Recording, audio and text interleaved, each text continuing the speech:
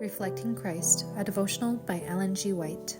Great Truths Handed Down from Father to Son, June 27th. The king made him, Joseph, lord of his house and ruler of all his possessions, to instruct his princes at his pleasure and to teach his elders wisdom. Psalm 105, verse 21 and 22, Revised Standard Version. In his childhood, Joseph had been taught the love and fear of God.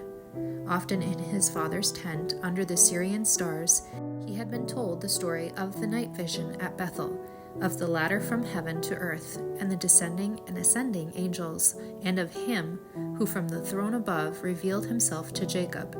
He had been told the story of the conflict beside the Jabbok, when, renouncing cherished sins, Jacob stood conqueror and received the title of a prince with God.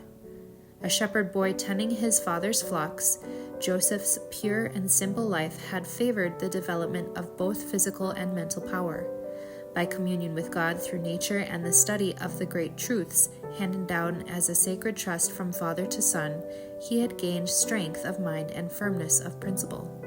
In the crisis of his life, when making that terrible journey from his childhood home in Canaan to the bondage which awaited him in Egypt, looking for the last time on the hills that hid the tents of his kindred, Joseph remembered his father's God.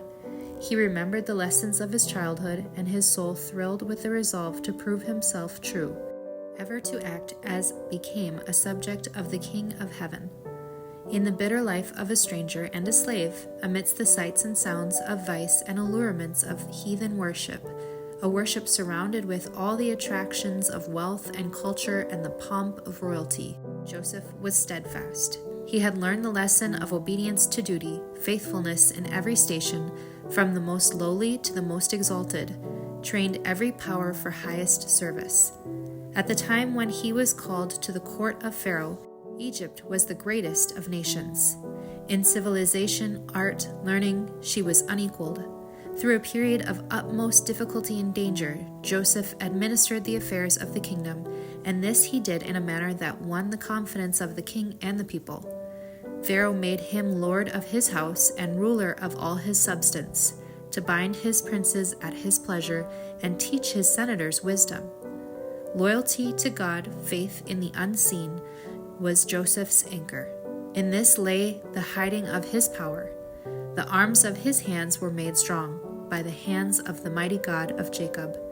Joseph and Daniel proved themselves true to the principles of their early training, true to him whose representatives they were.